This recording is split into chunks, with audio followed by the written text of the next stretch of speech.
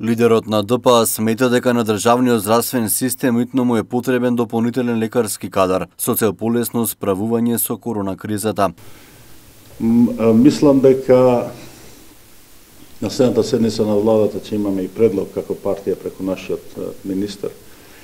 Сите лекари, стоматолози, сите инфермиери што работат, што се професионалци, автоматски владата да донесе одлука да ги вработи во здравствените институции.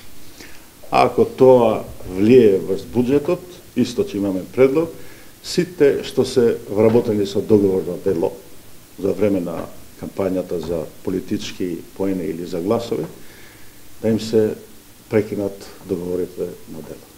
Тој смета дека граѓаните не ги почитуваат мерките за самоизолација и држање на дистанца. Имаме временски простор кој ќе трае подолго, но имаме и можност на здравствените институции што побрзо да се борат со поефикасно да се борат со вирусот.